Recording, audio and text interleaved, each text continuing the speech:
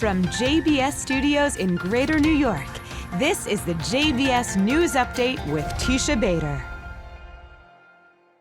I'm Teisha Bader with the JBS News Update for Monday, October the 21st, 2024.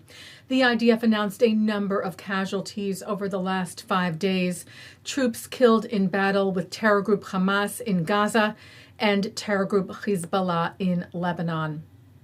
41-year-old Colonel Ehsan Daksa, the commander of the IDF's 401st Armored Brigade, was killed during fighting in the northern Gaza Strip yesterday.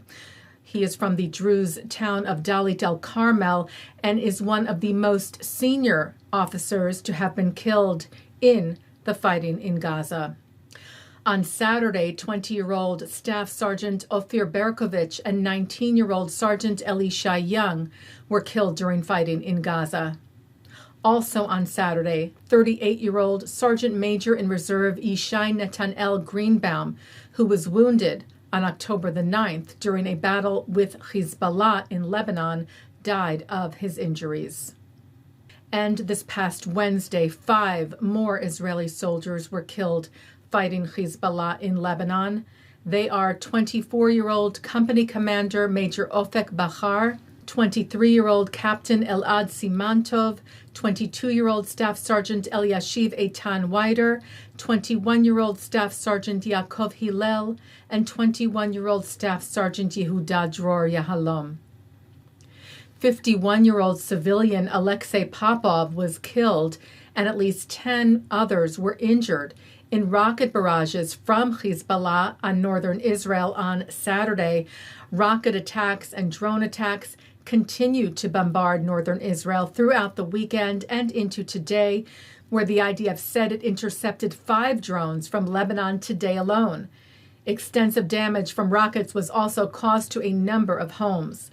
The IDF responded, hitting Hezbollah targets in Lebanon, including overnight last night, where Israel's Air Force conducted a series of targeted intelligence-based strikes, it said, against dozens of facilities and sites in Beirut, used by Hezbollah to finance its terrorist activities against the State of Israel. Well, we turn now to the elimination of the leader of terror group Hamas, Yahya Sinwar, killed by IDF troops during operations in southern Gaza this past Wednesday. Here is IDF International spokesperson Rear Admiral Daniel Hagari with the announcement. Yahya Sinwar, the leader of Hamas terrorist organization, who was responsible for the October 7th massacre, is dead. Sinwar was responsible for the most brutal attack against Israel in our history, when terrorists from Gaza invaded Israel, massacred Israelis in their homes, raped our women, burned entire families alive, and took over 250 men, women, children, and babies hostage into Gaza. 101 hostages still remain in captivity in brutal conditions. For the past year, Sinwar tried to escape justice. He failed. Sinwar had apparently been moving around in Hamas's underground tunnels in the area and had come above ground, where Hagari said he encountered IDF soldiers for the very first and the very last time. The IDF said he was fleeing from house to house. We identified him as a terrorist. We closed in professionally and eliminated him. Sinwar was wearing a head and face covering at the time. His identity only became clear after he was killed. Israeli Prime Minister Benjamin Netanyahu said 1 year ago, Yahya Sinwar, the terrorist chief of Hamas, launched the October 7th massacre against Israel, the worst attack on the Jewish state since the founding of Israel. Today, the mastermind of this day of sheer evil is no more. Netanyahu also had a message for the people of Gaza to see an end to the conflict. This war can end tomorrow. It can end if Hamas lays down its arms and returns our hostages. Hamas is holding 101 hostages in Gaza, who are citizens of 23 countries, citizens of Israel, but citizens of many other countries. Israel is committed to doing everything in our power to bring all of them home. And Israel will guarantee the safety of all those who return our hostages. U.S. President Joe Biden spoke to the Prime Minister after the news was confirmed.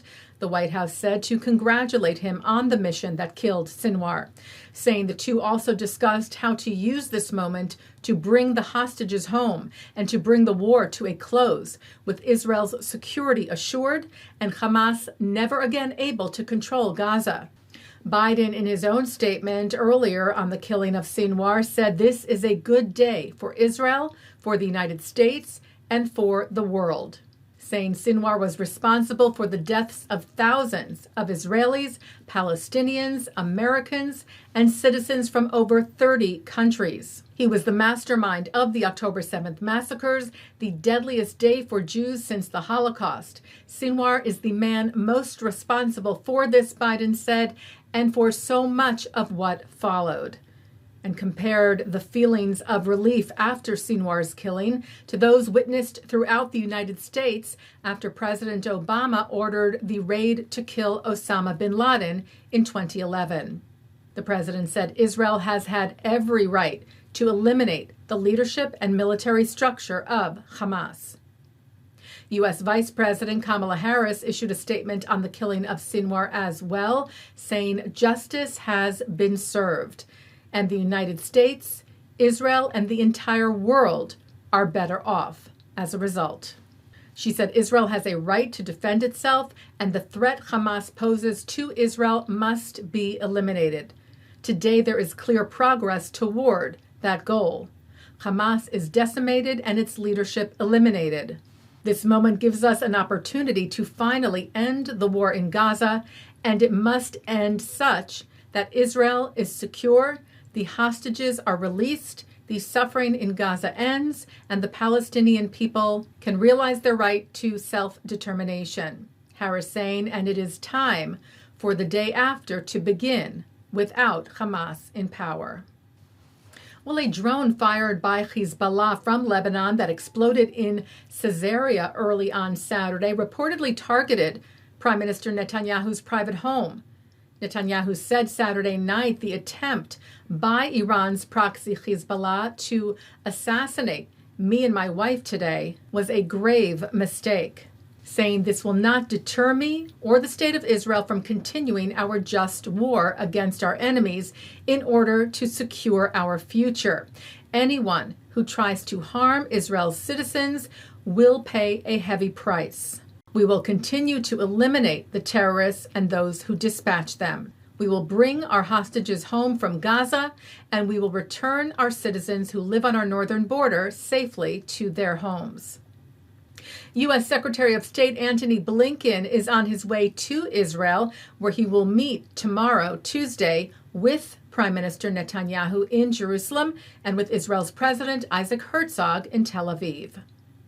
Well, thousands of Israelis gathered at the Kotel, the Western Wall in Jerusalem's Old City, for the Birkat Hacohanim, the priestly blessing given during the intermediary days of the Sukkot holiday, where worshippers were seen holding photos of the hostages still held in Gaza by Hamas now for 381 days. Israel's Twitter X platform writing, "May our prayers be answered, and may the hostages be reunited with their families." Taking a look now at our programming for tonight on JBS for Monday, October the 21st.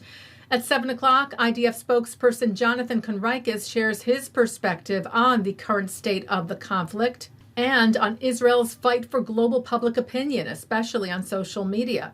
At 8, Abigail Pogrebin speaks with Rabbi Dalia Marx about her book From Time to Time, a rich exploration of the Jewish calendar that weaves together poetry, song, prayers, and more with a distinctively Israeli feminist approach to each Hebrew month. At 8:30, Eric Goldman speaks with Guy Nattiv, director of the film Golda, that depicts the life of Golda Meir, in particular during the Yom Kippur War. Then at 9, Tova Feldshuh talks about her one-woman play, Golda, about the life of the late prime minister. At 10, it's Good Week Israel, which is also coming up next, and then an encore of the news. And that's the JBS News Update for Monday, October the 21st, 2024. I'm Teisha Bader. Am Yisrael Chai.